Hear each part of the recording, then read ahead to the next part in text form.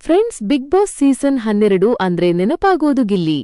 ಈ ಸೀಸನ್ನಲ್ಲಿ ಗಿಲ್ಲಿ ಅತಿ ಹೆಚ್ಚು ವೋಟ್ ತಗೊಂಡು ಕಪ್ ಗೆದ್ದು ಎಲ್ಲರ ಮನಸ್ಸನ್ನು ಗೆದ್ದಿದ್ದರು. ಹಾಗೆಯೇ ಕಾವ್ಯ ಶೈವ ಇವರು ಕೂಡ ಎಲ್ಲರ ಕ್ರಶ್ ಆಗಿದ್ರು. ಆದ್ರೆ ಇನ್ನೊಬ್ಬ ಕ್ರಶ್ ಅಂದ್ರೆ ಅದು ಸ್ಪಂದನ ಸೋಮಣ್ಣ. ಇವರು ಯಾವುದೇ ಕಾಂಟ್ರವರ್ಸಿ ಮಾಡ್ಕೊಳ್ದೆ ಮುಗ್ಧತೆಯಿಂದ ಎಲ್ಲರ ಮನಸ್ಸಲ್ಲಿ ಉಳಿದಿದ್ದು ಮಾತ್ರ ಮರೆಯೋ ಹಾಗಿಲ್ಲ. ಈಗ ಇದೇ ಸ್ಪಂದನ ಅವರು ಮತ್ತೊಮ್ಮೆ ಸುದ್ದಿಯಾಗಿದ್ದಾರೆ. ಹೌದು, ಇತ್ತೀಚೆಗೆ ಪ್ಯಾರಿಸ್ನಲ್ಲಿ ತಮ್ಮ ಬಾಯ್ಫ್ರೆಂಡ್ ಜೊತೆಗೆ ಕೈ ಹಿಡ್ಕೊಂಡು ಫೋಟೋ ತೆಗೆದು ಸೋಷಿಯಲ್ ಮೀಡಿಯಾದಲ್ಲಿ ಅಪ್ಲೋಡ್ ಮಾಡಿದ್ದಾರೆ. ಸರಿಯಾಗಿ ಮುಖ ತೋರಿಸದೆ ಇರೋದಕ್ಕೆ ಅವರ ಅಭಿಮಾನಿಗಳು ನಿರಾಶೆಯಾಗಿದ್ದಾರೆ.